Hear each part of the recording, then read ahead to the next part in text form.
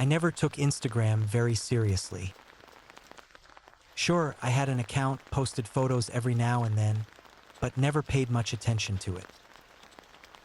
But then came the followers. I never had many to begin with, so it wasn't hard to notice the sudden increase. It was slow at first, a few extra here and there, but then it sped up. Each day brought dozens, followed by hundreds. It was odd, but I thought nothing of it until they started liking my old photos. Every photo. Even the embarrassing ones I'd forgotten about years ago. First, I felt flattered. Maybe people suddenly loved my sunset pics. But as the days passed, the number of new followers surged into the thousands. And then something changed. People began commenting. Initially, they were harmless messages, nice photo or great shot. But then something subtly menacing crept in. I can see you, or I know where you live. I felt my skin grow cold, a growing sense of unease rising in my gut. I had no idea who any of these followers were. They didn't go to my school or live in my neighborhood. Their usernames were a mix of random letters and numbers, like they were generated by a computer. A quick search online revealed nothing, only more chilling comments on other people's profiles. As more people started commenting, the messages grew increasingly sinister. You can't hide, we're watching you, and we know everything about you. I started sleeping with the lights on, my heart pounding with fear. One follower, Watcher1, became particularly active. Their comments were short but terrifying. I know what you did last summer, they wrote. I know your biggest secret. I knew enough not to respond, but a strange fear kept me from blocking them. One night, I heard a noise outside my bedroom window.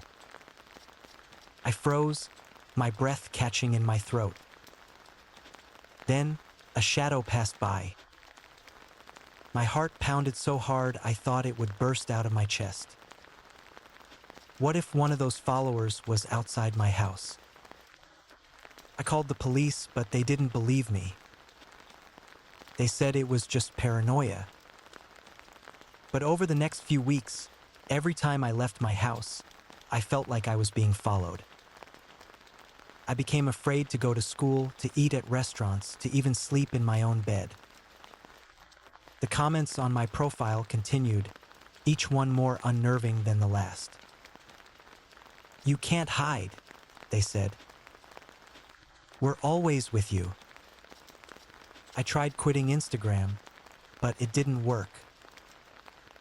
Even without me posting, the followers kept growing, the comments kept coming. The sense of being watched never left me, a constant shadow following my every move. I lost weight, I started drinking too much, and all I ever thought about were those relentless eyes fixed upon me. One evening, as I lay in bed trying to find comfort in a book, my phone buzzed. I almost didn't pick up, but then I saw the text. It was from Watcher1, meet me at the park at midnight. Fear and curiosity fought within me, but the desire to confront my tormentor overpowered the risk. I slipped into my clothes and walked over to the nearby park, the quiet streets cloaked in an eerie darkness. My palms were sweating as I neared the empty playground. Suddenly, the lights flickered to life, illuminating the jungle gym and slide. I spotted Watcher1 standing by the swings, their hooded figure obscuring their face. I drew closer, my heart pounding in fear and anticipation. The hood remained on, covering their features. Their eyes, peering out through the holes, sent a shiver down my spine. Just then, the figure took a step forward, revealing a bony hand. You can't hide, they hissed. The hand shot up, gripping my face, and I struggled with all my might. You can't hide, they hissed again, their breath hot against my skin. Panic surged through me, each frantic movement unable to break their monstrous hold. I closed my eyes, bracing for the worst. To my astonishment, they let go. The hooded figure just laughed and turned to disappear in the darkness. I ran all the way home, the adrenaline coursing through my veins. My phone lay silent in my hand, Watcher One's text still unopened. I never looked at the message, never wanted to. What I experienced that night was real, and no matter what the text said, it couldn't change that. I never returned to the park, nor did I check my Instagram account again. To this day, I don't wisten who Watcher One was or how they knew so much about me. But the fear remains, a constant reminder of the night I faced my fear and escaped the clutches of a faceless tormentor.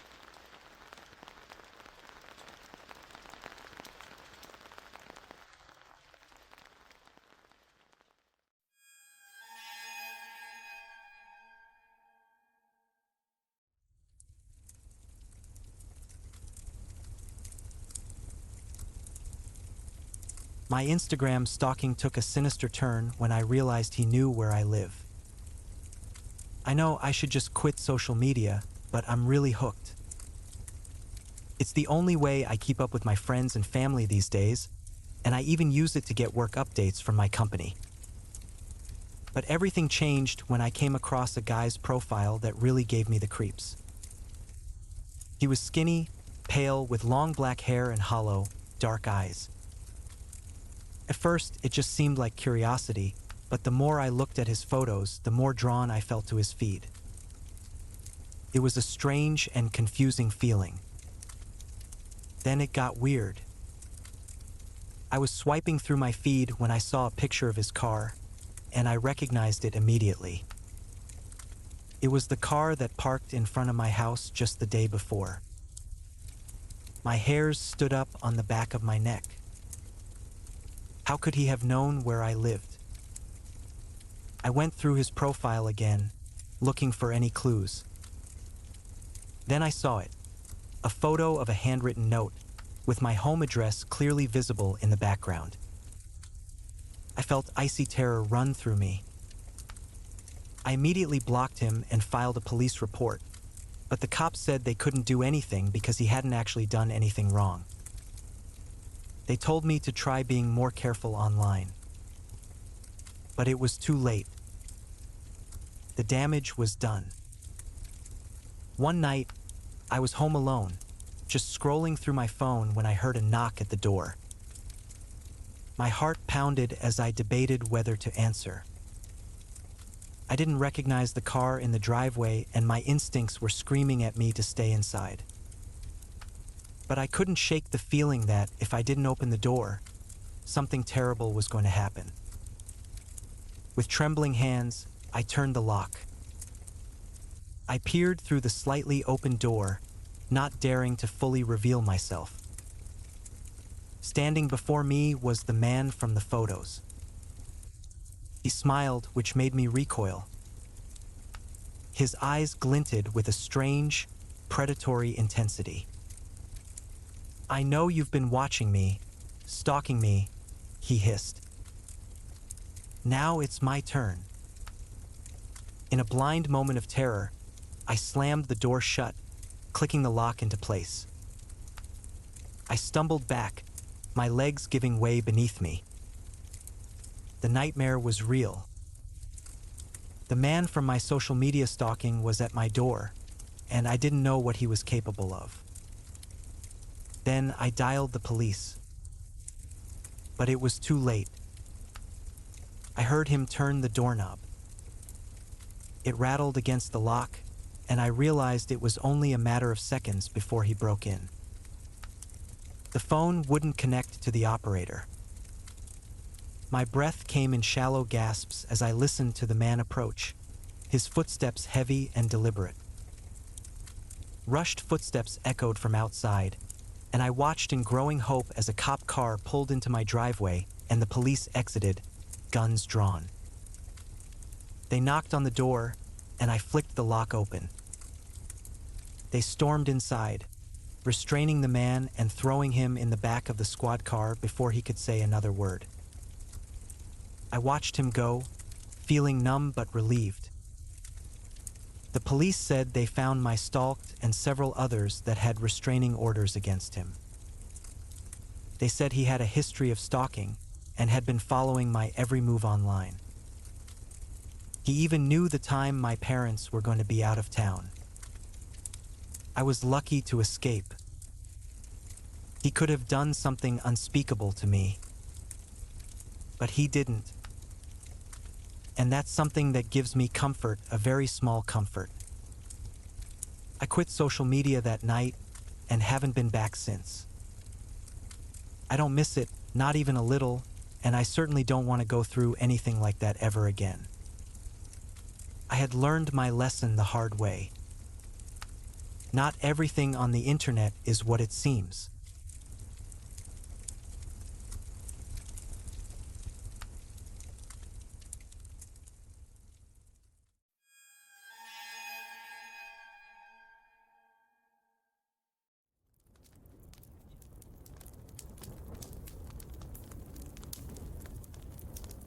I still feel uneasy recalling how my Instagram stalker crossed the line from the virtual world into my reality.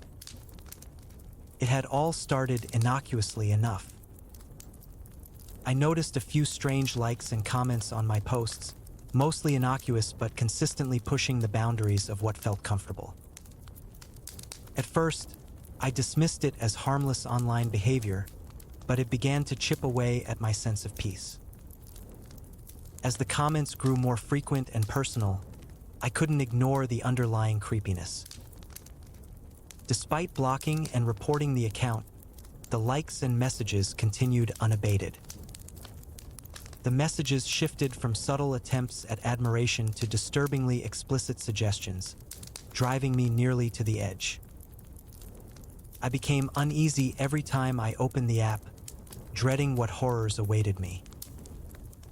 One evening, as I was walking back home from the library, my blood ran cold as I noticed a familiar figure lurking in the shadows. His eyes, sunken and piercing, seemed to bore into my soul. I tried to ignore him, but he kept pace, his lips parting into a ghastly smirk. Fear propelled me forward, but he was closing in, his footsteps echoing in the desolate street. I realized that he was the stranger I had been dreading all this time, my Instagram stalker. My mind raced, searching for a way out, but there was nowhere to run. He cornered me against a dark corridor, his eyes gleaming like those of a predator. His breath came in ragged gasps as he leaned closer, whispering depraved threats. I tried to scream, but my voice was trapped in my chest. He reached for my arm, his clammy fingers tracing circles on my skin. Time seemed to slow down as I struggled to break free. In that desperate moment, I grabbed a pepper spray from my bag and unleashed a blast into his face. He staggered back, howling in pain, and I took that opportunity to flee. I ran as fast as my legs would carry me, my heart pounding in terror. I didn't look back, afraid he was still in pursuit. When I finally reached the safety of my apartment, I collapsed on the floor, trembling with both fear and relief. The incident left an immeasurable scar on my life. I never fully recovered from the trauma of being stalked and confronted by a dangerous stranger. The Instagram platform, once a source of connection, became a symbol of terror and invasion. I couldn't erase the memory of those cold, predatory eyes, and I couldn't shake the feeling that he was still out there, lurking in the shadows, waiting for the next opportunity to cross my path.